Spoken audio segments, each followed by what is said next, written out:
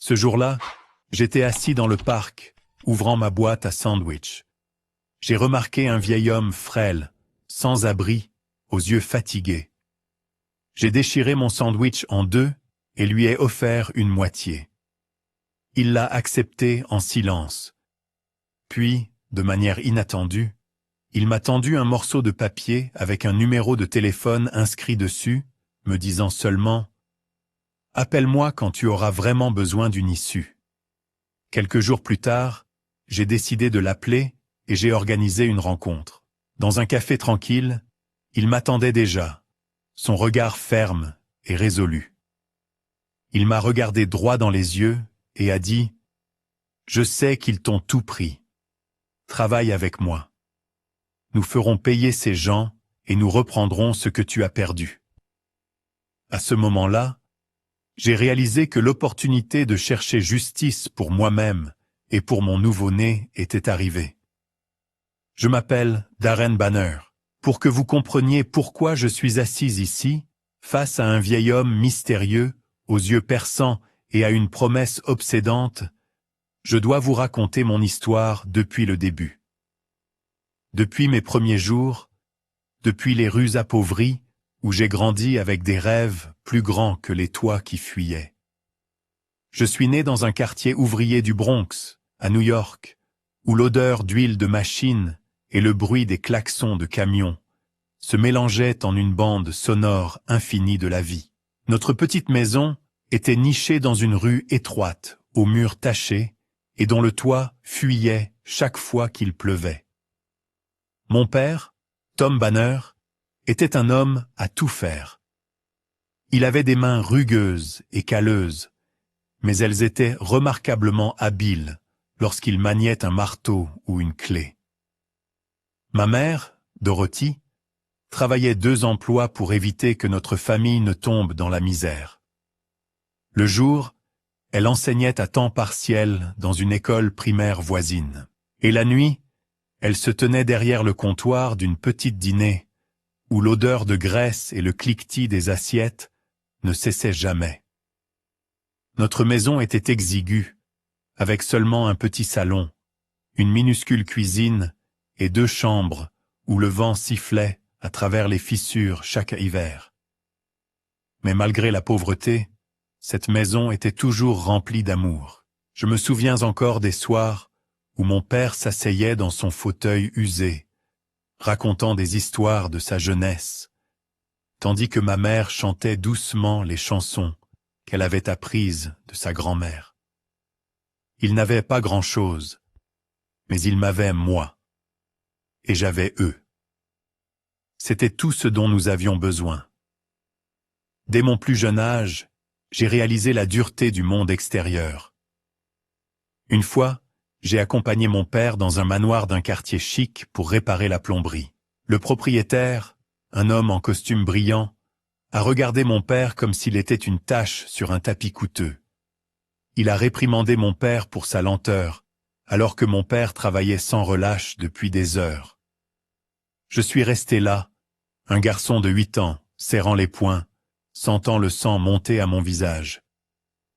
Mon père a simplement baissé la tête en silence et a continué à travailler. Mais en partant, il m'a pris la main et m'a dit « Darren, tant que tu restes honnête et que tu travailles dur, être pauvre n'est pas une honte. Ne les laisse pas te faire sentir inférieur. » Ces mots se sont gravés dans mon esprit. Ma mère répétait souvent des sentiments similaires, surtout lorsqu'elle rentrait chez elle, les pieds endoloris, après un travail de nuit. « Mon cher garçon, » disait-elle, ses yeux fatigués brillant toujours. « L'éducation est la clé. Étudie dur et tu auras une chance de changer ta vie, pas seulement pour toi, mais pour nous aussi. » J'ai écouté et absorbé ces paroles. Je savais que je ne voulais plus que mes parents s'inclinent devant qui que ce soit. Je voulais qu'ils vivent une vie plus confortable, libre de s'inquiéter de chaque sou pour les médicaments ou les factures d'électricité. Je me suis plongé dans mes études, comme un homme assoiffé cherchant un ruisseau. À l'école, j'étais toujours en tête de ma classe, même si je portais des vêtements de seconde main que ma mère avait rapiécés à partir de vieilles affaires de mon cousin. Je me souciais peu lorsque les enfants riches se moquaient de mes chaussures usées ou de mon sac à dos déchiré. Je m'enfouissais dans les livres, les problèmes de mathématiques et la littérature, convaincu que c'était le seul moyen d'échapper à la pauvreté. Chaque nuit, j'étudiais sous la faible lumière d'une lampe de bureau faiblarde, pendant que ma mère s'asseyait à côté de moi, vérifiant mes devoirs avec un sourire fier. Mon père ramenait de vieux livres jetés par ses clients, les empilant dans un coin de ma chambre. « La connaissance est quelque chose que personne ne peut te prendre, » disait-il. Mais la vie n'a jamais été remplie que de beaux rêves. Je me souviens quand j'avais 13 ans, ma mère est tombée gravement malade. Elle a dû prendre 1 semaine de congé et nos maigres économies se sont rapidement évaporées. Mon père travaillait jour et nuit, mais ce n'était toujours pas suffisant pour payer ses médicaments. Je suis secrètement allé à l'épicerie du coin pour demander du travail. Le propriétaire, un homme sévère, m'a regardé de haut en bas et a ricané. « Un gamin pauvre comme toi, que crois-tu pouvoir faire ?» Je n'ai pas répondu. J'ai juste baissé la tête et suis parti. Mais cette nuit-là, quand ma mère m'a serré dans ses bras et m'a promis qu'elle irait mieux, je me suis fait un serment.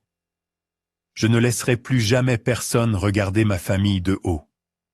Je travaillerai, j'étudierai, et un jour, je les ferai nous voir différemment. Quand j'ai eu 16 ans, j'ai obtenu une bourse pour un lycée prestigieux dans une autre partie de la ville. C'était mon premier pas dans un monde complètement étranger, où les enfants venaient à l'école dans leur propre voiture, portaient des uniformes coûteux et parlaient de vacances en Europe, comme si c'était des événements quotidiens. Je me sentais déplacé, comme un poisson jeté sur la terre ferme. Mais je ne me suis pas laissé fléchir. J'ai étudié jour et nuit, prouvant ma valeur pas à pas. Ces efforts m'ont valu une bourse universitaire. L'université a été encore plus difficile, mais j'ai persévéré et j'ai finalement obtenu un diplôme en finance d'une institution prestigieuse. Le jour où j'ai traversé la Seine pour recevoir mon diplôme, mes parents étaient assis au dernier rang. Ma mère a sangloté de manière incontrôlable, et mon père m'a serré la main fermement, disant seulement « Tu es notre plus grande fierté ». Après l'obtention de mon diplôme, j'ai commencé ma recherche d'emploi. Fort d'un diplôme d'honneur d'une université prestigieuse, j'étais confiant que je trouverais bientôt ma place. J'ai envoyé des candidatures à des dizaines d'entreprises, des petites banques aux grandes corporations. Mais le marché du travail était plus dur que je ne l'avais imaginé. Les lettres de rejet arrivaient les unes après les autres, chacune comme un coup de poing dans mes rêves.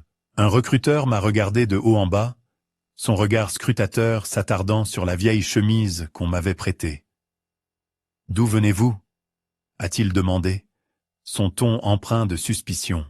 « Le Bronx » ai-je répondu, en essayant de garder la voix ferme.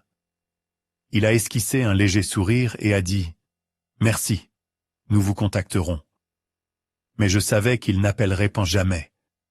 Puis, par un coup de chance, une opportunité s'est présentée. Sterling Group, un conglomérat financier et d'investissement multidisciplinaire renommé, a accepté ma candidature.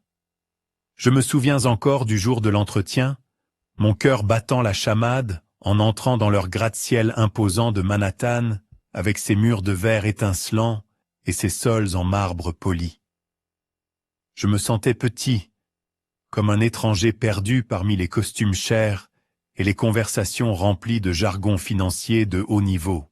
Mais lorsque je me suis assis devant le comité d'entretien, j'ai rassemblé tout mon courage, répondant à chaque question avec la confiance forgée par des années d'études acharnées.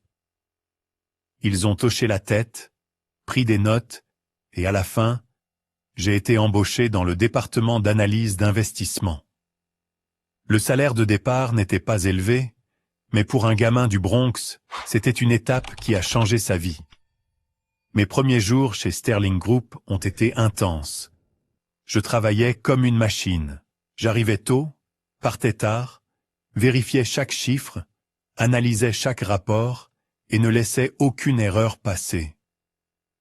Je voulais prouver que j'avais ma place, que mes origines dans les bas-fonds ne me définissaient pas. Progressivement, mes collègues ont commencé à me remarquer. Ils m'appelaient le gamin travailleur, et certains me demandaient même de relire leurs rapports. Je me sentais fier, mais je ne pouvais ignorer la réalité. Chez Sterling Group, j'étais toujours un étranger. Le préjugé de classe était aussi clair que le jour.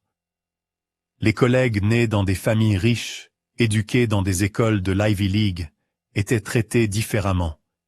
Ils déjeunaient dans des restaurants chics, parlèrent de vacances dans les Hamptons ou de leurs yachts familiaux. Pendant ce temps, j'apportais le déjeuner préparé par ma mère, mangeais rapidement dans la salle de pause et essayais d'ignorer les regards curieux ou les murmures derrière mon dos. Une fois, un collègue nommé Mark, fils d'un dirigeant de banque, m'a regardé et a souri. « Le Bronx, hein? Comment êtes-vous arrivé ici? » « Par chance, j'imagine. » J'ai souri, avalant ma colère, et j'ai continué à travailler. Je savais que pour survivre ici, je ne pouvais pas laisser les émotions l'emporter sur la raison. Pourtant, le travail chez Sterling Group a véritablement transformé ma vie. J'ai loué un petit appartement près du bureau pour des raisons de commodité, et avec un salaire régulier, j'ai commencé à envoyer régulièrement de l'argent à mes parents. Je me souviens encore de la première fois que j'ai apporté une nouvelle télévision à notre petite maison du Bronx. Les yeux de ma mère se sont illuminés en la regardant, bien qu'elle m'ait taquiné en me réprimandant. « Darren, tu n'as pas besoin d'acheter ces choses. Tant que tu es en bonne santé et que tout va bien, je suis heureuse. » Mon père m'a simplement tapoté l'épaule, sans rien dire. Mais ses yeux étaient remplis de fierté. J'ai également aidé à payer les médicaments de ma mère et à réparer le toit qui fuyait. Pour la première fois depuis des années, j'ai vu mes parents sourire plus souvent. Ces moments rendaient chaque once d'épuisement et chaque regard condescendant au travail digne d'intérêt. J'ai commencé à gravir les échelons. D'analyste, on m'a confié des projets plus importants. Et j'ai participé à des réunions avec des clients majeurs. Mon patron, M. Harris, un homme d'âge mûr, sévère mais juste, m'a un jour convoqué dans son bureau et m'a dit « Darren, tu as ce qu'il faut. Ne laisse personne te retenir. » Ces mots étaient comme une décharge d'adrénaline. J'ai travaillé plus dur, j'ai appris constamment, et je suis progressivement devenu un acteur clé de l'équipe. Les collègues ont commencé à me respecter, ne m'appelant plus le gamin du Bronx. Mais tout le monde ne me regardait pas avec bienveillance. Les deux fils du président de l'entreprise, Roy Sterling et Bill Sterling, ont clairement montré que le préjugé de classe ne disparaîtrait jamais. Roy, l'aîné, était un homme arrogant aux cheveux gominés en arrière et à la voix empreinte de condescendance. Bill, le frère cadet, était paresseux, s'appuyant constamment sur le nom de famille pour masquer son manque de compétences. Tous deux me regardaient comme si je n'avais pas ma place dans leur monde. Une fois, lors d'une réunion d'équipe, Roy a délibérément posé des questions sur mes origines devant tout le monde. « Darren, j'ai entendu dire que tu avais grandi dans les bas-fonds, n'est-ce pas? Comment quelqu'un comme toi se retrouve-t-il chez Sterling Group ?» La salle est tombée dans un silence, tous les regards braqués sur moi. J'ai souri calmement et j'ai répondu « J'y suis arrivé grâce à mes capacités, Monsieur Roy. » Et vous? Quelques collègues ont gloussé, mais Roy non. À partir de ce moment, j'ai su que j'étais devenu une épine dans son pied. Pourtant, je ne l'ai pas laissé m'affecter. J'ai continué à travailler, rendant visite à mes parents le week-end, leur apportant des courses et des histoires sur mon travail. Ma mère me serrait dans ses bras, disant qu'elle priait tous les jours pour ma sécurité. Mon père racontait de vieilles histoires, comme pour me rappeler que peu importe jusqu'où j'irais, j'étais toujours le garçon du Bronx élevé dans un foyer plein d'amour. Mais tout a changé lorsque j'ai rencontré Ava Sterling, la seule fille du président de l'entreprise, Gregory Sterling. C'était lors du gala du 50e anniversaire de l'entreprise, où Ava est apparue dans une simple robe verte, se détachant comme un phare de lumière parmi les costumes polis et les sourires superficiels. Je me tenais dans un coin de la pièce, un verre de jus d'orange à la main, essayant de me fondre dans l'atmosphère inconnue de l'événement. Je n'étais pas habitué à de telles occasions où les gens riaient et parlaient de yachts et de vacances européennes. Mais lorsque les yeux d'Eva ont rencontré les miens, j'ai ressenti une étrange chaleur. Elle s'est approchée, son sourire doux mais dénué d'arrogance. « Tu es Darren, n'est-ce pas ?» a-t-elle demandé, sa voix claire comme une cloche. J'ai hoché la tête, un peu déconcerté, ne m'attendant pas à ce que la fille du président connaisse mon nom. Nous avons commencé à parler. Ava m'a interrogé sur mon travail, les analyses financières que je faisais, et j'ai été surpris par la sincérité avec laquelle elle écoutait. Elle n'était pas comme le reste de la famille Sterling. Aucune trace de l'arrogance de Roy ou de la paresse de Bill. Elle était intelligente, vive, mais pleine d'émotions, comme si elle comprenait les struggles dont je ne parlais jamais à voix haute. Notre conversation a duré plus longtemps que je ne l'avais prévu, et à la fin du gala, j'ai réalisé que j'avais souri plus pendant ces quelques heures que pendant tout le mois précédent. Dans les jours qui ont suivi, Ava et moi nous sommes croisés plus souvent, parfois dans les couloirs du bureau, parfois à la cafétéria. Elle trouvait toujours un moyen d'entamer une conversation. Et bien que j'ai essayé de garder mes distances, je n'ai pas pu résister à être attiré par sa chaleur. Nous avons commencé à nous rencontrer en dehors du travail, partageant de brèves pauses café dans un petit café près du bureau. Là, Eva parlait de son rêve d'échapper au monde glamour, mais étouffant de sa famille. Pendant que je partageais des histoires sur mes parents dans notre maison exiguë du Bronx, j'ai commencé à voir qu'Ava n'était pas seulement la fille d'une puissante dynastie. C'était une femme à l'esprit libre, aspirant à vivre authentiquement. L'amour est venu comme une brise, douce, mais puissante. Je ne sais pas à quel moment je suis tombé amoureux d'Ava, mais c'était peut-être le moment où elle m'a pris la main lors d'une averse soudaine, alors que nous courions nous mettre à l'abri. Elle riait fort, les cheveux trempés, et a dit « Darren, j'adore ces moments. Pas besoin de faire semblant. Juste être nous-mêmes. » À ce moment-là, j'ai su que mon cœur lui appartenait. Mais je savais aussi que cet amour ne serait pas facile. Eva était la fille de Gregory Sterling, et j'étais juste un type des bas-fonds. Peu importe à quel point je travaillais dur, je ne pourrais jamais effacer la division entre nos mondes. Les rumeurs à notre sujet se sont propagées rapidement dans l'entreprise. Les regards curieux et les murmures derrière mon dos se sont faits plus fréquents. Roy et Bill, en particulier, ne cachaient pas leur mépris. Une fois, Roy m'a coincé dans un couloir, sa voix glaciale. « Qui te crois-tu, Darren? Un gamin des bas-fonds qui rêve de ma sœur. Ne me fais pas t'apprendre ta place. » J'ai serré les poings, luttant pour rester calme. Mais à l'intérieur, une tempête grondait. Puis ma pire crainte s'est réalisée. Un après-midi, Ava m'a appelé dans un parc près du bureau, les yeux rouges mais résolus. « Papa est au courant pour nous, » a-t-elle dit, sa voix tremblante.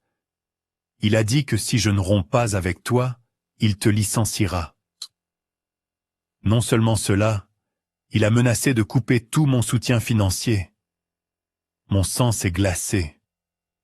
Je savais que Gregory Sterling était un homme puissant qui n'hésiterait pas à utiliser tous les moyens pour protéger la réputation de sa famille. Mais en regardant dans les yeux d'Ava, j'ai vu sa détermination. Je n'ai pas peur, et je me fiche de ce qu'ils font. Je t'aime, et je veux être avec toi.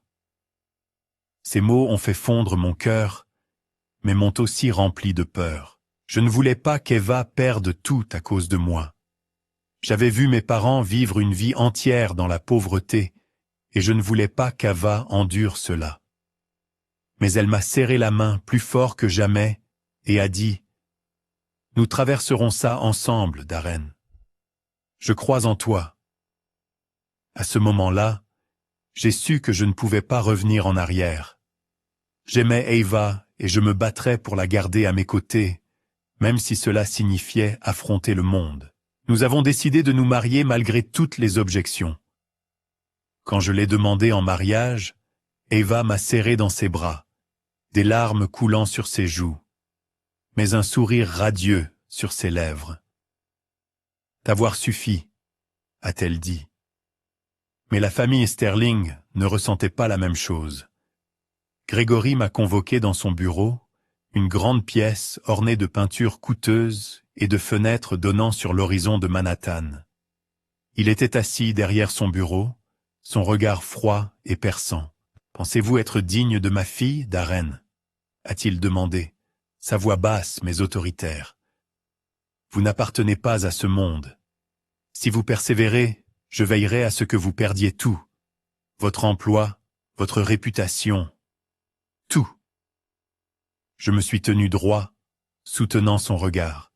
« Monsieur, j'aime Eva, et je ne laisserai personne me la prendre. » 2 mois plus tard, nous nous sommes mariés dans une petite église simple mais chaleureuse. Seuls quelques amis proches, mes parents et mes proches étaient présents. Ma mère, dans une robe modeste mais soigneusement choisie, a serré Ava dans ses bras et a dit « Tu es la fierté de notre famille. Prends soin de mon garçon, d'accord ?» Ava a éclaté en sanglots, serrant ma mère étroitement. Mon père m'a tapoté l'épaule, les yeux pleins de fierté, mais teintés d'inquiétude. Pas un seul membre de la famille Sterling ne s'est présenté. Aucune bénédiction, aucun regard. Ils considéraient notre mariage comme une tâche, une honte pour la famille, comme Roy me l'avait crié un jour au visage. Après le mariage, Ava et moi avons emménagé dans un petit appartement en banlieue. Ce n'était pas luxueux, mais c'était notre foyer. Chaque nuit, alors qu'Eva était dans mes bras, je me sentais l'homme le plus heureux du monde. Mais au fond de moi, je savais que la tempête n'était pas terminée. Gregory Sterling n'était pas le genre d'homme à laisser les choses facilement. La tempête a frappé quelques semaines à peine après notre mariage. Un matin, en arrivant au bureau, M. Harris, le patron qui m'avait toujours soutenu, m'a convoqué dans son bureau. Il me regardait, les yeux lourds. « Darren, a-t-il dit, la voix basse, tu es viré. C'est un ordre d'en haut. » J'ai essayé d'intervenir, mais personne ne peut aller à l'encontre de Gregory Sterling. Je suis resté là, sentant comme si le sol s'était effondré sous mes pieds. Je n'ai pas été surpris. J'avais anticipé les représailles de Gregory, mais la sensation d'avoir le travail auquel j'avais consacré ma sueur et mes larmes arrachées me déchirait encore le cœur. Je suis retourné à notre appartement, essayant de garder une expression calme pour ne pas inquiéter Ava. Mais elle savait. Ava savait toujours. Elle était assise sur le canapé, les yeux brillants mais remplis d'inquiétude. « Darren, qu'est-ce qui ne va pas? Tu n'es pas bien. Je le vois. » J'ai soupiré. Je l'ai prise dans mes bras et je lui ai tout raconté. Elle m'a tenu la main, la serrant si fort que je pouvais sentir le battement de son cœur. « Nous traverserons ça, Darren, » a-t-elle dit, sa voix résolue. Ils peuvent te prendre ton travail, mais ils ne peuvent pas prendre notre amour. Mais la famille Sterling n'en avait pas fini. Peu de temps après, Ava a reçu une lettre de son père. Grégory a déclaré qu'il coupait tout soutien financier, compte bancaire, carte de crédit, même son héritage. « Tu as choisi un pauvre crapule », disait la lettre, son ton aussi froid et tranchant qu'une lame. « Tu paieras pour ta folie. » Ava a lu la lettre, les mains tremblantes, puis l'a déchirée en morceaux. « Ce ne sont pas ma famille », a-t-elle dit, des larmes coulant sur ses joues. « Toi et tes parents êtes ma vraie famille. » Je l'ai tenue, essayant de cacher la peur qui rongeait mon cœur. Je me suis plongé dans la recherche d'un nouvel emploi, envoyant des candidatures partout, des petites sociétés financières aux grandes entreprises. Mais chaque fois, les portes se claquaient au nez. Un recruteur a été brutal. « Darren, vous avez un excellent CV, mais personne n'ose vous embaucher. Vous avez contrarié les Sterling. Ils ont plus de pouvoir que vous ne le réalisez. » J'ai lentement réalisé que Grégory et sa famille avaient utilisé leur influence pour manipuler le système, me bloquant de tout emploi décent. Nous avons survécu avec les maigres économies d'Eva et de petits prêts de mes parents. Mais chaque jour qui passait, notre avenir s'obscurcissait. Au milieu de ces difficultés, une étincelle de joie est arrivée de manière inattendue. Ava était enceinte. Quand elle me l'a dit dans notre minuscule cuisine, c'était comme si le monde entier s'illuminait. Je me suis agenouillé, je l'ai serrée dans mes bras, des larmes coulant sur mes joues. Nous allons avoir un bébé. Dieu merci, ai-je murmuré, la voix étranglée par l'émotion. Elle a souri, plaçant ma main sur son ventre. Un garçon, a-t-elle dit, les yeux brillants.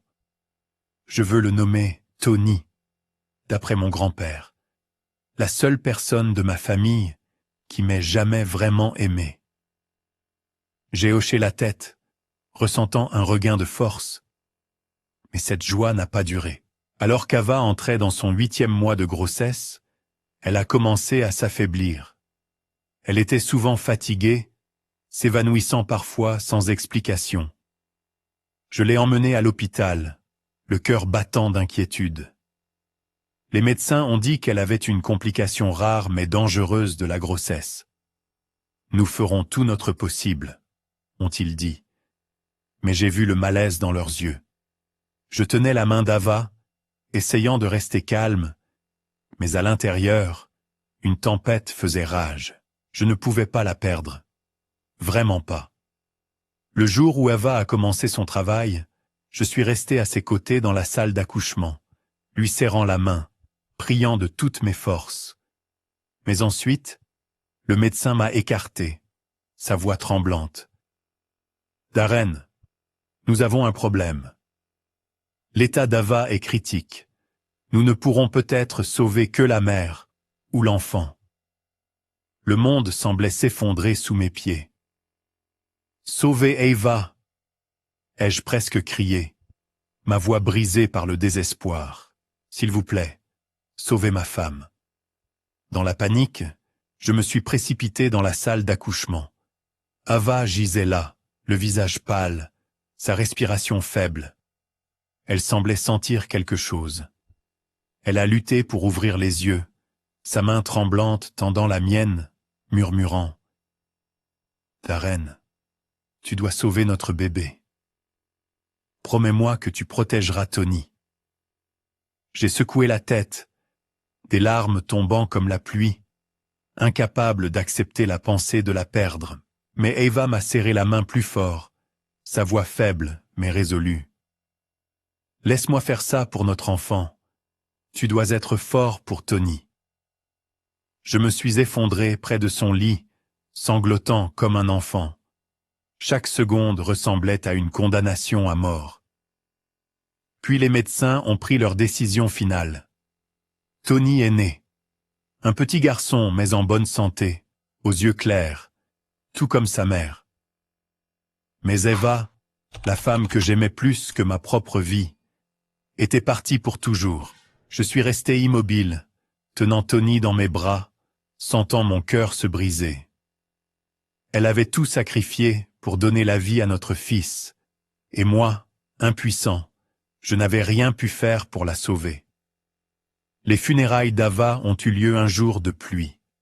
Je me tenais près de son cercueil, essayant de ne pas m'effondrer. Mes parents sont venus, se tenant silencieusement à mes côtés, ma mère tenant Tony et pleurant.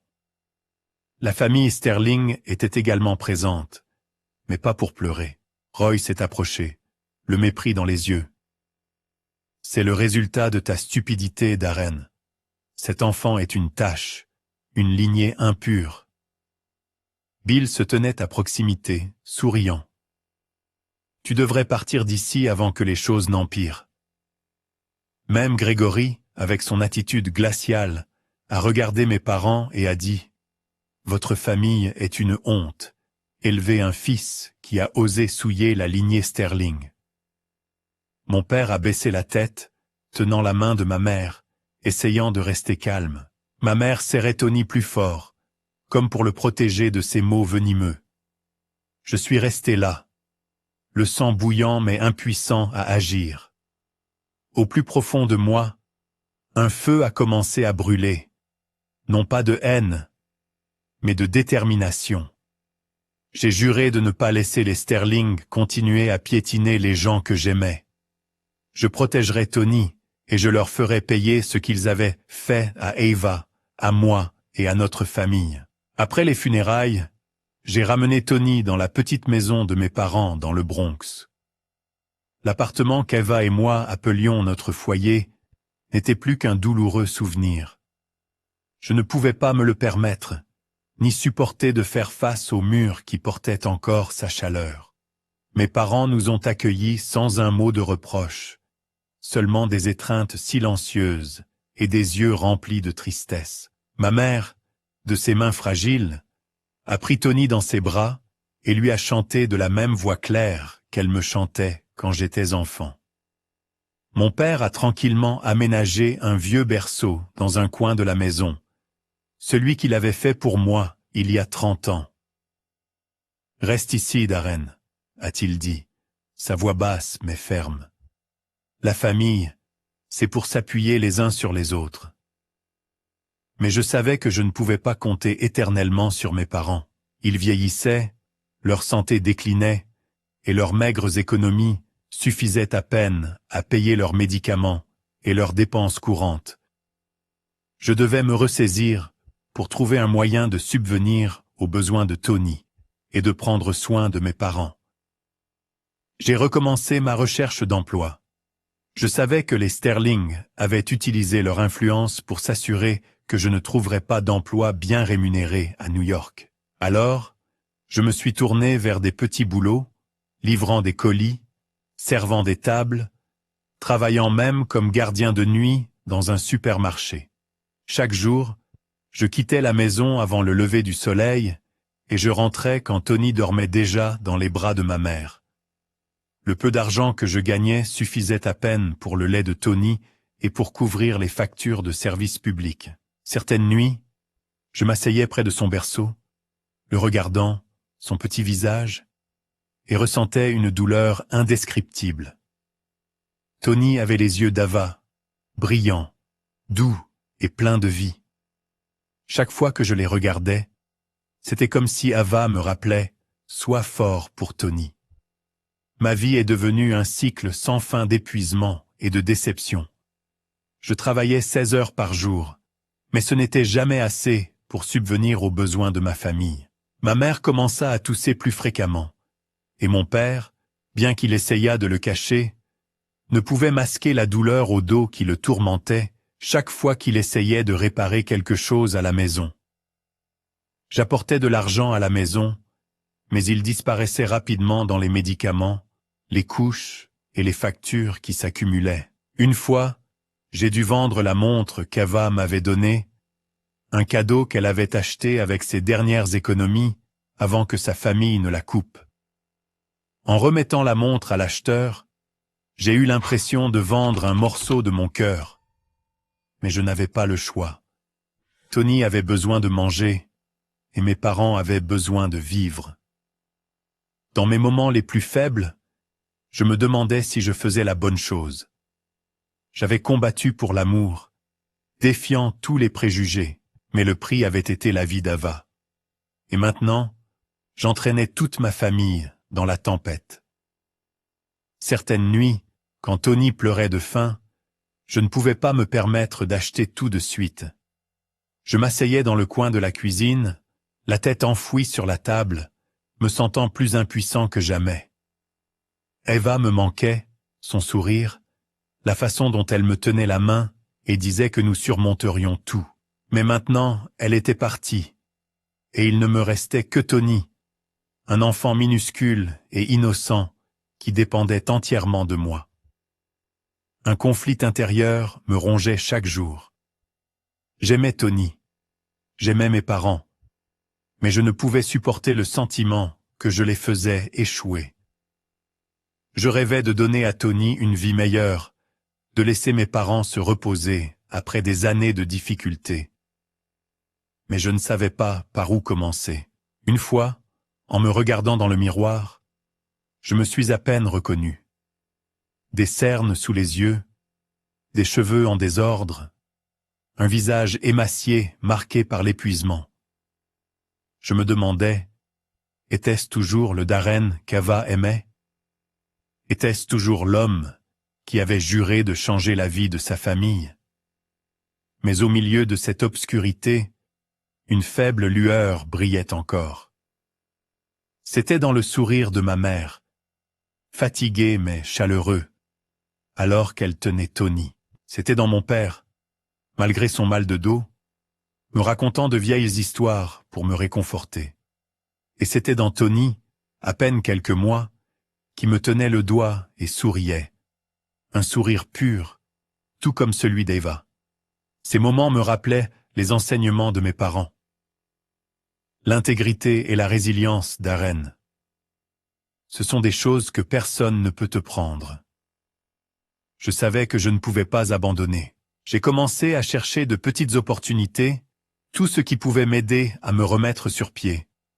J'ai pris des quarts de nuit supplémentaires, je me suis inscrite à des cours en ligne gratuits pour rafraîchir mes connaissances financières, espérant qu'un jour je trouverais une issue.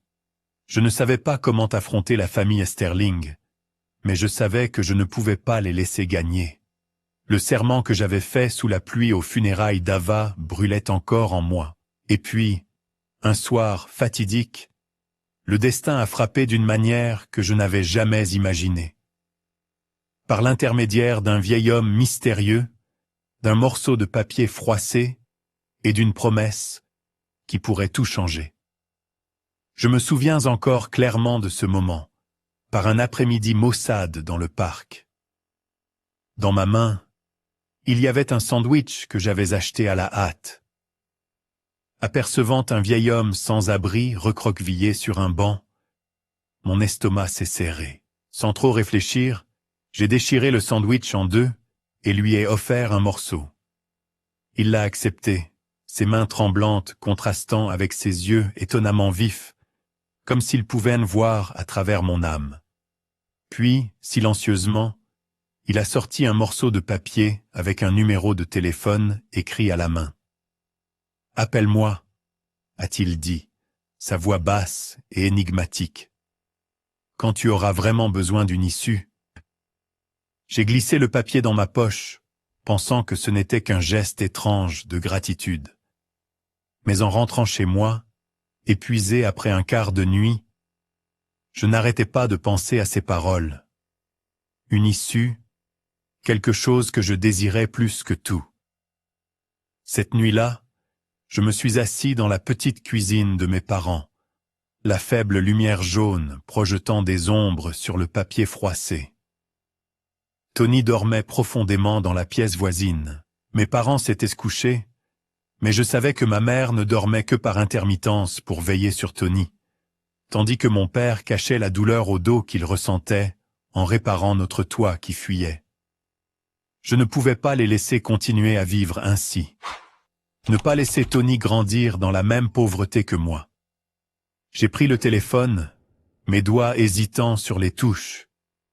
Finalement, j'ai composé le numéro, mon cœur battant comme si je me trouvais à un carrefour fatal. Le téléphone a sonné quelques fois avant qu'une voix calme et profonde ne réponde. J'attendais votre appel. J'ai pris une profonde inspiration, essayant de garder la voix ferme. Je m'appelle Darren, ai-je dit. Nous nous sommes rencontrés au parc. Vous m'avez dit d'appeler quand j'aurais besoin d'une issue. Le vieil homme a ri doucement, un son sec mais pas méchant. Rencontrons-nous demain au café de la 5e rue, 10h. Ne sois pas en retard. Puis il a raccroché, me laissant avec une foule de questions et un sentiment étrange, comme si j'avais juste participé à un jeu dont je ne connaissais pas encore les règles. Le lendemain matin, je suis arrivé au café, un vieil endroit avec des tables en bois usées et l'arôme subtil de café torréfié. L'endroit était presque vide, avec seulement quelques clients épars. Le vieil homme était déjà là, niché dans un coin, portant un manteau gris et un bonnet de laine tiré bas sur la moitié de son visage, mais ses yeux, vifs et résolus, croisaient mon regard. Je me suis assis en face de lui, me sentant comme si j'entrais dans un dangereux match d'échecs. « Merci d'être venu, Darren, » a-t-il dit, me glissant un verre d'eau. « Je sais que tu es au plus bas, mais je sais aussi que tu es le seul qui peut faire ce que je n'ai pas pu. » Je l'ai regardé, le cœur battant. « Qui êtes-vous? Et pourquoi moi ?» Le vieil homme a souri, mais c'était un sourire triste, lourd de souvenirs. Il a lentement retiré son bonnet, révélant un visage buriné marqué par de profondes rides. « Je suis Arthur Sterling, » a-t-il dit, sa voix ferme mais chargée d'émotion. Le fondateur de Sterling Group et le grand-père d'Eva. J'ai eu l'impression que l'air s'était retiré de la pièce. Arthur Sterling, un nom qui n'existait que dans les vieilles histoires de l'entreprise, une légende oubliée. Eva avait parlé de lui, la seule personne de sa famille qu'il ait jamais aimé inconditionnellement. Mon grand-père était la meilleure personne que j'ai jamais connue, avait-elle dit un jour, les yeux brillants. Mais mon père l'a chassé de la famille.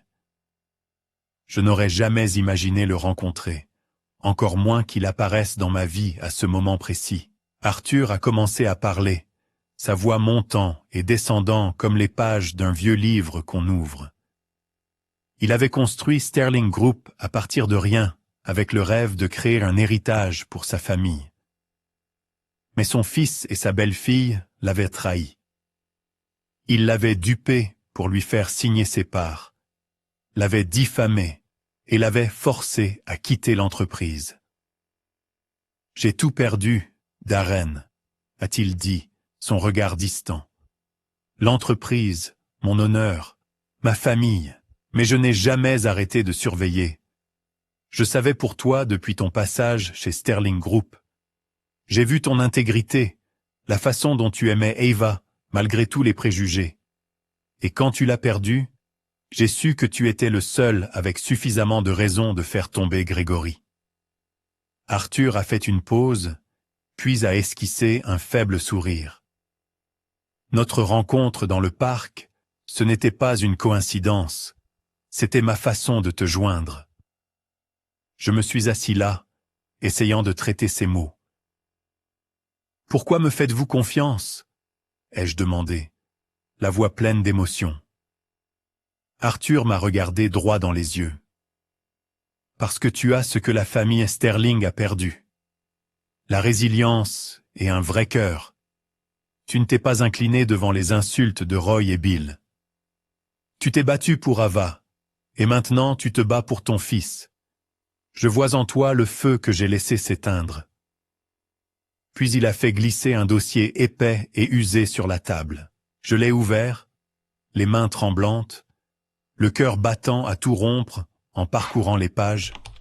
C'étaient des documents classifiés, des preuves que Grégory détournait de l'argent, créait des sociétés fictives pour blanchir de l'argent, cachait des dettes et manipulait les actions. Il y avait des enregistrements d'accidents suspects, la mort soudaine d'un rival, d'un journaliste qui avait disparu après avoir enquêté sur Sterling Group, et des documents montrant Grégory soudoyant des fonctionnaires et truquant la politique pour dissimuler des scandales. Un frisson a parcouru ma colonne vertébrale, non seulement à l'échelle des crimes, mais aussi à la cruauté de l'homme que j'avais autrefois appelé mon beau-père. Arthur a expliqué qu'il avait rassemblé ces documents au fil des ans, vivant caché pour éviter la poursuite de Grégory. Les journalistes qui ont enquêté sur lui ont tous disparu, a-t-il dit, sa voix s'abaissant. Je suis resté silencieux parce que je savais que je ne pouvais pas le combattre seul. Mais toi, Darren, tu as la motivation qui m'a manqué. Tu as Tony, et tu as la douleur d'Ava. J'ai serré le dossier, sentant comme s'il me brûlait les mains. Si je fais ça, ai-je dit, la voix tremblante, qu'est-ce que je vais affronter? Arthur a soutenu mon regard sans ciller. La vraie obscurité d'Arène. Grégory n'est pas seulement cupide, c'est un prédateur. Il n'hésitera pas à détruire quiconque se mettra en travers de son chemin. Mais si tu n'agis pas, toi et Tony vivrez pour toujours sous son ombre. Ce n'est qu'en l'exposant que ta famille pourra avoir un avenir. Je me suis assis en silence, mon esprit en pleine effervescence. J'ai pensé à Tony, le bébé qui a perdu sa mère à la naissance. J'ai pensé à mes parents qui avaient sacrifié leur vie pour moi.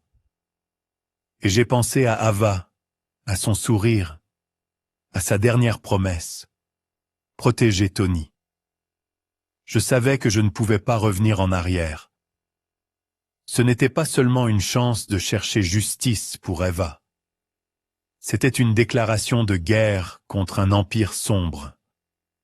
J'ai regardé Arthur et j'ai hoché la tête. Je le ferai, ai-je dit, ma voix plus ferme que jamais. Arthur a souri, un sourire plein d'espoir, mais aussi de prudence. Bien. Mais souviens-toi, Darren, ce sera une longue bataille. Une fois que tu es dedans, il n'y a pas de retour. Nous devons être prudents, et nous n'avons qu'une seule chance. J'ai quitté le café avec le dossier bien serré dans mon sac. J'ai eu l'impression de porter une bombe à retardement. Arthur m'avait prévenu de ne rien dire à personne, même pas à mes parents, de ce qu'il m'avait révélé. Grégory a des yeux et des oreilles partout, a-t-il dit, sa voix un murmure bas. Un mauvais mot, et nous pourrions tous les deux disparaître, comme les autres. J'ai hoché la tête, le cœur lourd. Je n'avais pas peur pour moi-même, mais je craignais pour Tony, le bébé qui grandissait dans les bras de ma mère, et pour mes parents, qui avaient sacrifié leur vie pour moi. Je savais que je devais être plus prudent que jamais. De retour à la maison, j'ai discrètement caché le dossier au fond de l'armoire, dans une vieille boîte qu'Ava utilisait pour garder les lettres d'amour que nous nous écrivions. Chaque fois que je l'ouvrais, son écriture délicate me frappait comme une vague, et la douleur menaçait de me submerger. Mais maintenant, cette douleur ne me mettait plus à genoux. Au lieu de cela, elle me nourrissait. Arthur et moi avons commencé à nous rencontrer régulièrement, toujours dans des endroits discrets, un parc isolé, une petite dîner à la périphérie de la ville, ou une vieille bibliothèque rarement visitée. Il m'apprenait à couvrir mes traces, à communiquer sans laisser de traces. « Grégory n'est pas idiot », a-t-il dit lors d'une rencontre dans un parc, alors que nous étions assis sur un banc en bois, prétendant être des étrangers discutant de la météo. Il a un réseau entier, des avocats, des fonctionnaires, même des gens dans les forces de l'ordre. Si nous agissons imprudemment, il nous écrasera avant même que nous puissions parler. J'écoutais attentivement, absorbant chaque mot. Arthur expliquait que les documents qu'il m'avait donnés n'étaient que des copies, des enregistrements internes qu'il avait collectés au fil des ans. Ils suffisaient à provoquer une agitation, mais manquaient de poids légal pour tenir devant un tribunal. « Nous avons besoin des originaux », a-t-il dit, ses yeux vifs. « Et nous avons besoin de témoins vivants, de personnes qui ont travaillé pour Grégory, qui ont vu ses crimes de leurs propres yeux. » Mais ils ont peur, Darren. Ils savent ce qui arrive à ceux qui osent s'opposer à lui. J'ai pensé à ces paroles, aux journalistes disparus, aux accidents suspects détaillés dans le dossier. Un frisson a parcouru ma colonne vertébrale, mais j'ai refusé de laisser la peur prendre le dessus. « Alors, que faisons-nous » ai-je demandé. Arthur s'est penché, sa voix s'abaissant. « Nous frappons depuis l'ombre. Pas à pas. Nous allons saper la crédibilité de Grégory, faire douter les actionnaires, retourner l'opinion publique contre lui. Quand le moment sera venu, nous porterons le coup décisif, les preuves originales et les témoins. Mais d'abord, nous devons les trouver et les convaincre de se tenir à nos côtés. » La stratégie d'Arthur était loin d'être simple. Ce n'était pas un procès direct. C'était une guerre longue et éprouvante, nécessitant patience et ruse. Moi, un type du Bronx qui n'avait connu que le travail acharné et l'intégrité, devait maintenant apprendre à me déplacer dans l'ombre, à dissimuler mes intentions et à déjouer un ennemi 100 fois plus puissant que moi. Arthur a commencé à me faire entrer dans son monde, un monde de connexions secrètes et de plans méticuleusement calculés. Il m'a présenté à quelques personnes qu'il appelait ses alliés dans l'ombre. Il y avait un ancien comptable de Sterling Group qui avait travaillé sous Grégory, mais avait été licencié après avoir découvert des transactions louches. Vivant maintenant sous un faux nom en banlieue, il a accepté de nous aider à condition que son identité reste secrète. Il y avait une journaliste qui avait enquêté sur Sterling Group et avait échappé de peu à la mort dans un accident de voiture soudain. Elle vivait maintenant cachée, mais gardait des documents cruciaux qu'elle n'avait pas osé publier. Et il y en avait d'autres. Anciens employés, partenaires commerciaux trahis, chacun détenant une part de la vérité. Ces rencontres avaient toujours lieu en secret, souvent la nuit, dans des endroits que personne ne soupçonnerait. J'ai appris à varier mes itinéraires quotidiennement, à vérifier les échos. Chaque fois que je quittais la maison, j'embrassais le front de Tony alors qu'il dormait paisiblement dans son berceau, et je murmurais « Je ferai ça, mon fils, pour ta maman. » Ma mère a remarqué la tension dans mes yeux, mais n'a pas posé de questions. Elle m'a seulement serré dans ses bras, disant « Sois prudent, Darren. Je crois en toi. » Mon père était plus silencieux, mais je savais qu'il s'inquiétait pour moi. Arthur et moi avons commencé à construire notre plan. Nous ne pouvions pas encore poursuivre Grégory en justice, comme il l'expliquait, car les preuves n'étaient pas assez solides, et son puissant réseau garantirait l'enterrement de toute action en justice. Pour faire tomber un prédateur, a dit Arthur, ses yeux vifs, on ne peut pas manquer. Nous n'avons qu'un seul coup, et il doit toucher le cœur. J'ai regardé dans l'obscurité devant moi, et je me suis dit, ce n'est que le début. Lors d'une discussion stratégique dans une vieille bibliothèque, Arthur a dit, nous ne pouvons pas attaquer de front. Grégory a trop d'alliés. Nous devons frapper de l'intérieur, le prendre par surprise et le faire révéler ses propres faiblesses. J'ai hoché la tête, serrant un livre. Alors, quelle est la première étape? Arthur a esquissé un sourire froid et aigu. Nous fuyons une partie des documents, juste assez pour susciter le malaise, mais pas assez pour qu'il puisse nous remonter. La presse sera notre première arme. Elle fera une partie du travail pour nous, mettant la pression sur Sterling Group. Cette nuit-là, je suis rentré chez moi et j'ai tenu Tony dans mes bras. Le bébé dormait profondément, ses petites lèvres pincées comme perdues dans un doux rêve. Je lui ai embrassé le front et j'ai murmuré « Je ferai ça, Tony. Je te donnerai l'avenir dont ta mère rêvait. » Puis je me suis assis, j'ai ouvert mon vieil ordinateur portable et je me suis mis au travail. Arthur m'avait fourni un canal de communication crypté, un moyen d'envoyer anonymement des informations à un journaliste auquel il faisait confiance, quelqu'un qui avait failli perdre la vie en enquêtant sur Sterling Group. J'ai sélectionné un document du dossier, un rapport interne sur une société fictive que Grégory utilisait pour le blanchiment d'argent, ainsi que quelques notes sur des transactions suspectes. Je n'ai pas signé mon nom ni laissé de traces. Lorsque j'ai appuyé sur envoyer, mon cœur battait comme si j'avais tiré le premier coup de feu dans une guerre. Quelques jours plus tard, j'ai vu les résultats.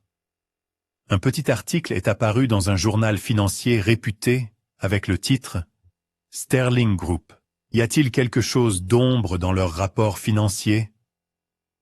L'article ne nommait pas Grégory directement, mais il citait des chiffres du document que j'avais envoyé, soulevant des questions sur la transparence de l'entreprise. Je l'ai lu dans le coin de la cuisine de mes parents, ressentant une montée d'adrénaline. Pour la première fois, j'avais l'impression de ne plus être une victime. Je me battais. Mais la réponse de Sterling Group est arrivée plus vite que prévu. Grégory, soutenu par son formidable équipe de relations publiques, a immédiatement tenu une conférence de presse. Je l'ai regardé à la télévision pendant que ma mère berçait Tony dans le salon.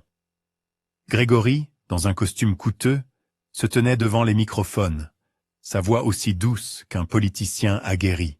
« Ces allégations sont sans fondement, » a-t-il dit, ses yeux froids et perçants. « Ce n'est rien d'autre qu'un stratagème des concurrents pour saper la confiance de nos actionnaires et de nos clients. Sterling Group a toujours été transparent et engagé envers ses valeurs. Roy et Bill se tenaient derrière lui, hochant la tête comme des marionnettes, mais je pouvais voir la tension dans leurs yeux. Arthur m'a appelé juste après, sa voix excitée mais prudente via une ligne sécurisée. « Tu as bien fait, Darren, » a-t-il dit. « C'est juste la première pierre jetée dans le lac.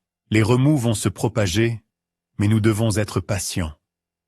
Ne les laisse pas remonter jusqu'à toi. » J'ai hoché la tête même s'ils ne pouvaient pas me voir.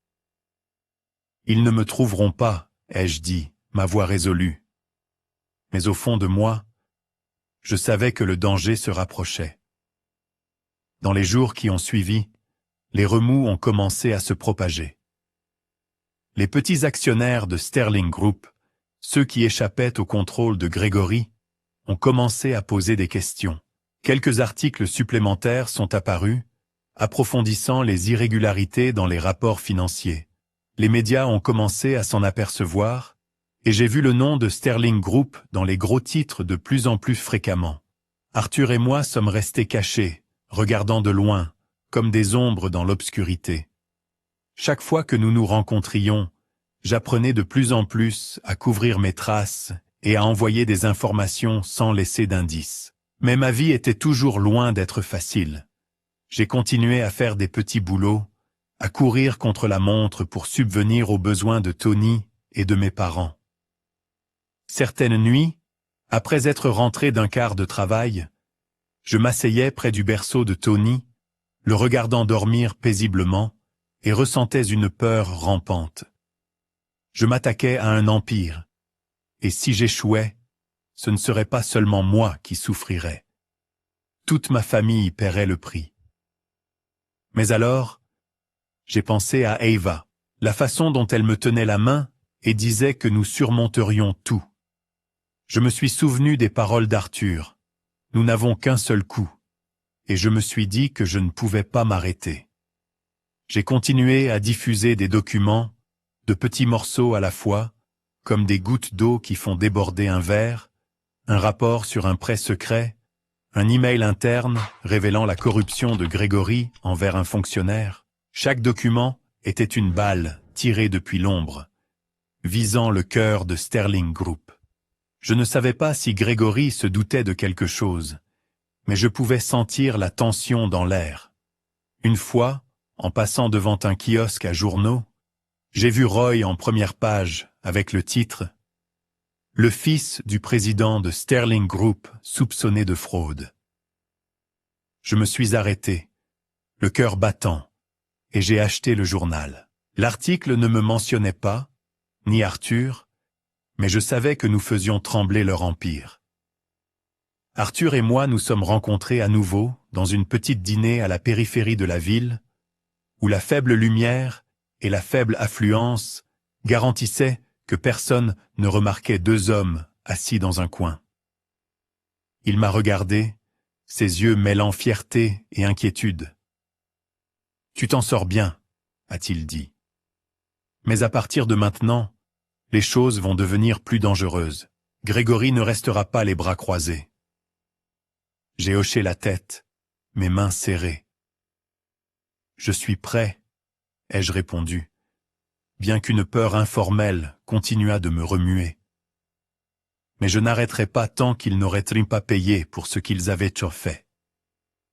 Au fur et à mesure que la série d'articles continuait d'être publiée, l'atmosphère chez Sterling Group commença à changer. Je n'y travaillais plus, mais par l'intermédiaire des quelques vieux amis qu'il me restait, j'entendais des murmures de malaise au sein de l'entreprise. Les actionnaires ont commencé à poser des questions lors des réunions, exigeant des explications sur les chiffres suspects des rapports financiers.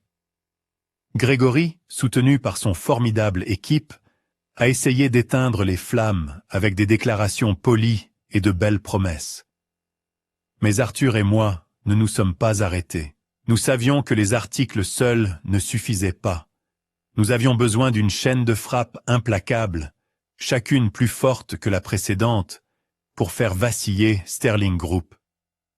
J'ai commencé à travailler avec un petit groupe de journalistes à qui Arthur faisait confiance. C'étaient des gens qui avaient été menacés par Sterling Group, portant à la fois la peur et la détermination dans leur cœur. L'une d'elles, Anna, avait failli perdre la vie dans un accident de voiture qu'elle croyait orchestré par Grégory. Avec ses cheveux argentés courts et ses yeux résolus, elle est devenue la leader dans la publication de nos documents. « J'attends ce jour depuis longtemps », a-t-elle dit, lorsque nous nous sommes rencontrés dans un petit appartement de Brooklyn, où elle vivait sous une fausse identité. « Mais Darren, tu dois comprendre qu'une fois que nous aurons fait cela, il n'y aura pas de retour. Grégory nous pourchassera. » J'ai hoché la tête, mon cœur battant la chamade. Je sais. Puis, un matin, j'ai allumé la télévision et j'ai vu le nom de Sterling Group placardé sur toutes les chaînes d'information. Un grand journal avait publié une série d'articles d'investigation avec le titre « Scandale Sterling Group, corruption et dissimulation au sommet du pouvoir ». Les articles citaient le témoignage d'un ancien employé du service comptabilité qui avait été témoin de la manipulation des chiffres par Grégory pour dissimuler des dettes. C'était la personne qu'Arthur avait convaincu de se manifester sous couvert d'anonymat. Une tempête médiatique a éclaté. Les articles ont surgi comme des champignons après la pluie, des journaux financiers aux grands médias nationaux. Chaque jour apportait de nouvelles révélations. Une société fictive a révélé un soupçon de corruption envers un fonctionnaire. Un partenaire s'est retiré d'un accord avec Sterling Group en raison de préoccupations liées au scandale. Le cours de l'action de l'entreprise a commencé à chuter. Et j'ai entendu dire que les grands actionnaires tenaient des réunions secrètes exigeant des réponses de Grégory. Sur les réseaux sociaux, la nouvelle s'est répandue comme une traînée de poudre. Des milliers de personnes partageant les articles et remettant en question la transparence de l'entreprise. Pendant ce temps, les témoins qui étaient restés silencieux ont commencé à parler. Un autre ancien comptable licencié par Grégory pour avoir refusé de valider un rapport falsifié a contacté Anna et lui a fourni davantage de preuves. Un ancien partenaire commercial de Sterling Group, trahi par Grégory dans une affaire, est apparu dans une émission de télévision critiquant publiquement l'entreprise. Et puis, quelque chose que je n'avais pas anticipé s'est produit. Une journaliste qui avait disparu après avoir enquêté sur Sterling Group s'est révélée être vivante. Elle est apparue dans une interview anonyme racontant comment elle avait été menacée et forcée de se cacher. Ces histoires, chacune une petite pièce du puzzle, se sont réunies pour former une image claire de la cupidité et de la cruauté de Grégory Sterling. La pression de l'opinion publique est devenue immense. Les principaux partenaires de Sterling Group ont commencé à annuler des contrats, craignant d'être associés au scandale. Les actionnaires paniqués ont vendu leurs actions, provoquant une chute de la valeur marchande de l'entreprise. Arthur et moi sommes restés anonymes, laissant la presse faire son travail. Chaque fois que je voyais le nom de Grégory aux informations, je ressentais une petite part de justice rendue. Mais je savais aussi que nous entrions dans la phase la plus dangereuse. Grégory ne resterait pas les bras croisés à regarder son empire s'effondrer. Il riposterait. Et quand il le ferait, Arthur et moi devrions être prêts. Dans les jours qui ont suivi, les informations ont été dominées par des reportages sur Sterling Group avec des titres de plus en plus incisifs. Scandale Sterling Group. Est-ce la chute d'un empire?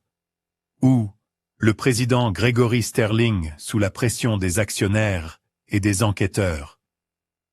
Je me suis assis dans la petite cuisine de mes parents, les yeux rivés sur l'écran de télévision.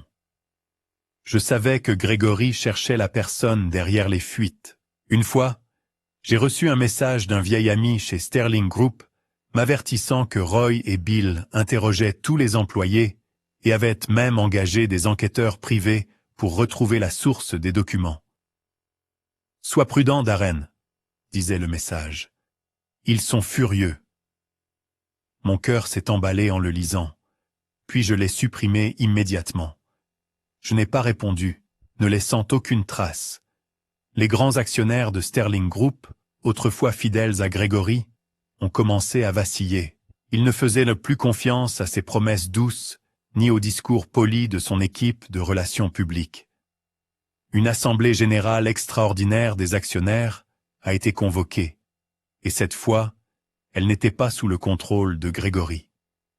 Arthur a eu vent d'un vieil allié au conseil d'administration, un homme qui avait travaillé avec lui au début de Sterling Group. « Il perd de foi », m'a-t-il dit lors d'une réunion dans une petite dîner, ses yeux brillants d'espoir. Les actionnaires veulent agir pour sauver l'entreprise. C'est notre chance, Darren. Nous avons commencé à nous préparer pour le coup final.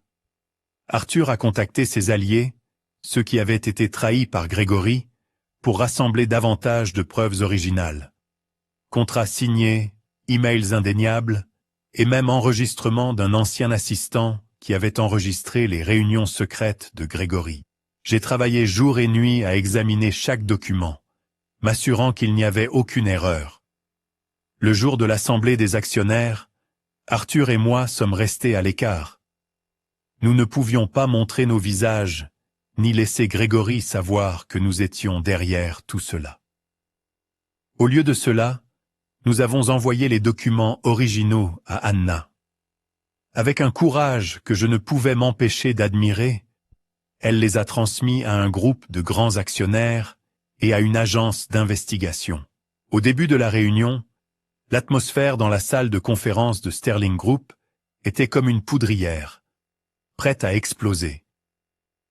J'ai regardé la réunion en direct via un lien secret fourni par Anna. Grégory se tenait à la tribune, essayant de garder son calme, mais je pouvais voir la tension dans ses yeux. Les actionnaires, habituellement silencieux et dociles, se sont maintenant levés, le confrontant avec des questions pointues. Un homme plus âgé représentant un fonds d'investissement majeur a brandi une pile de documents, les preuves mêmes que nous avions envoyées. « Monsieur Sterling », a-t-il dit, sa voix résonnant dans la salle silencieuse.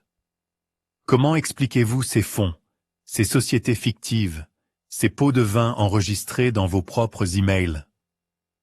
La salle a éclaté de murmures et de regards stupéfaits.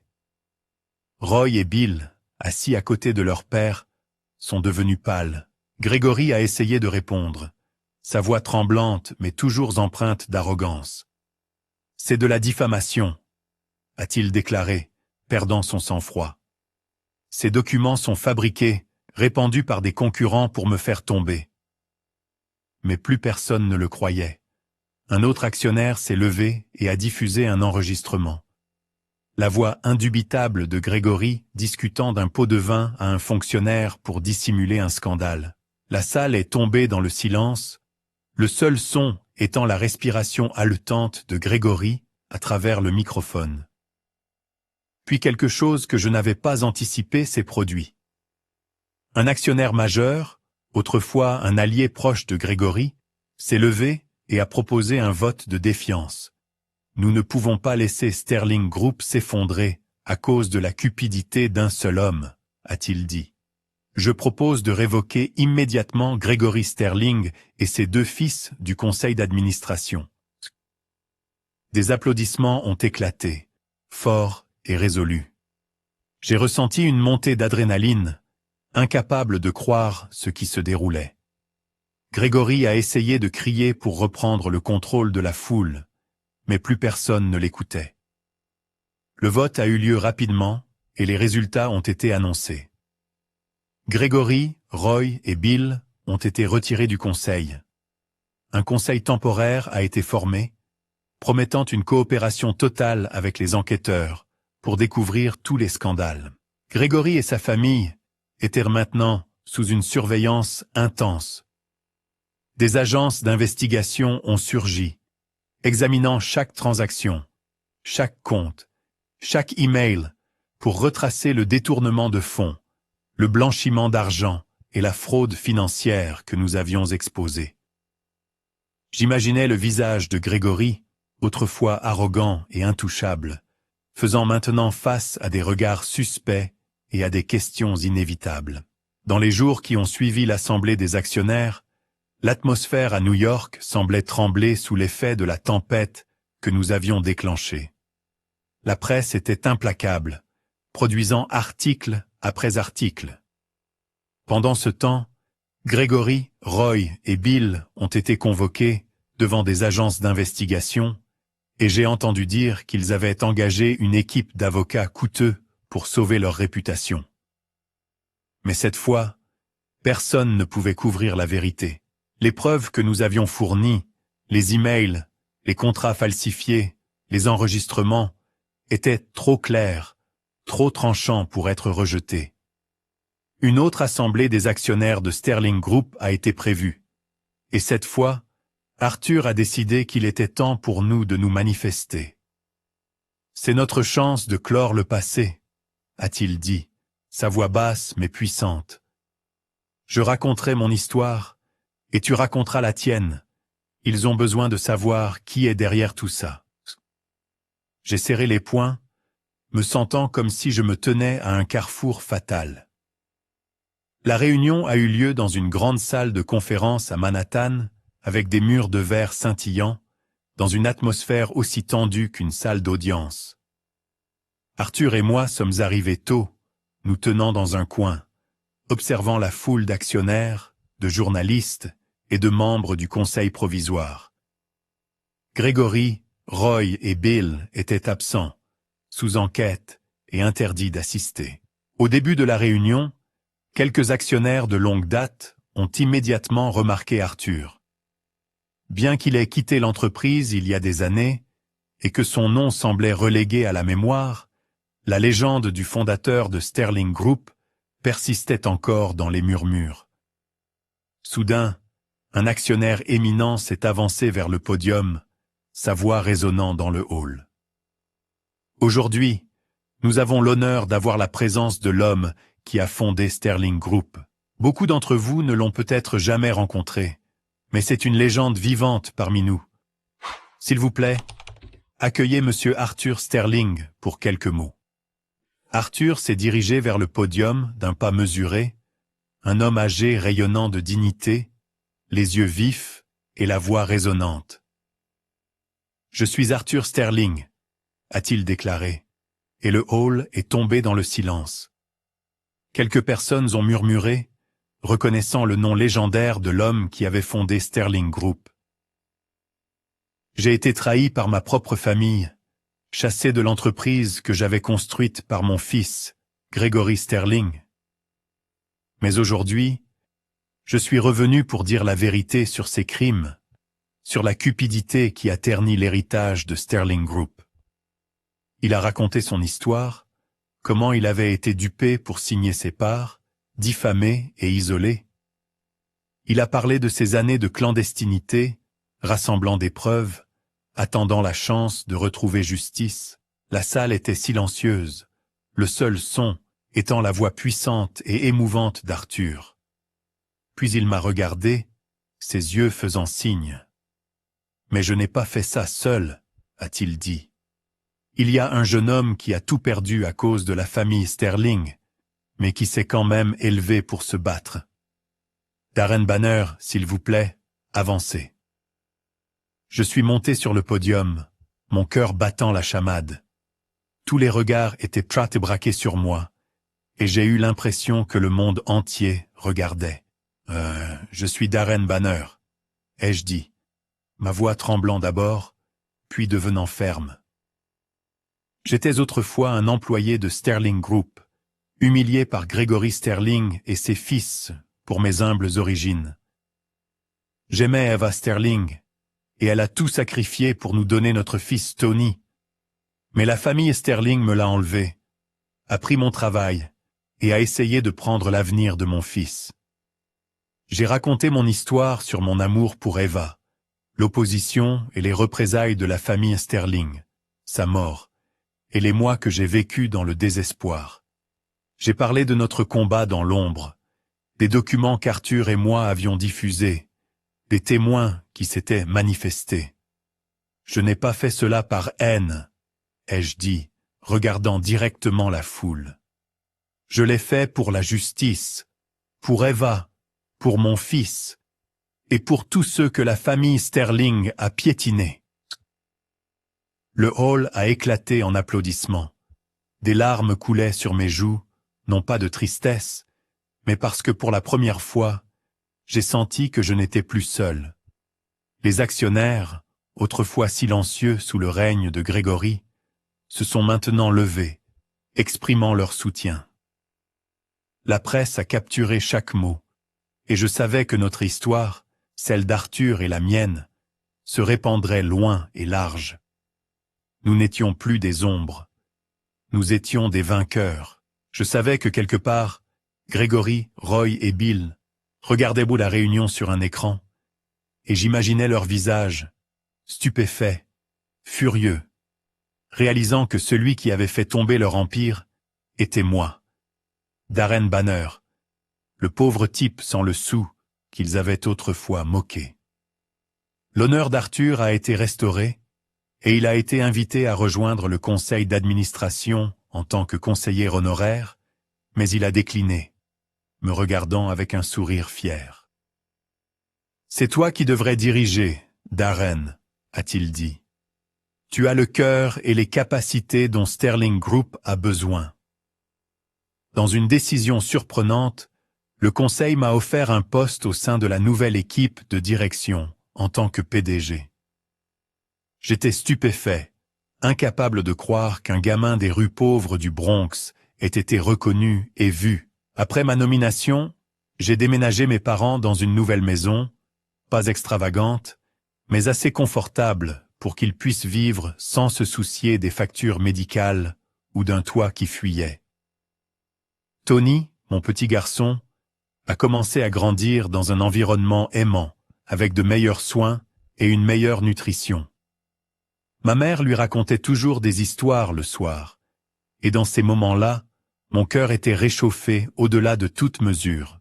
Chaque matin, en me regardant dans le miroir, je ne voyais plus un homme brisé, avec des cernes sous les yeux. Au lieu de cela, je voyais un père, un fils et un homme qui s'étaient battus sans relâche pour la justice. J'avais tenu ma promesse à Ava, à Tony et à moi-même. Mais plus importante encore, je voulais envoyer un message à tous ceux qui luttaient encore dans l'ombre. Tenez ferme à votre intégrité, restez résilient et n'abandonnez jamais. La justice peut venir en retard, mais si vous continuez à vous battre, elle viendra sûrement.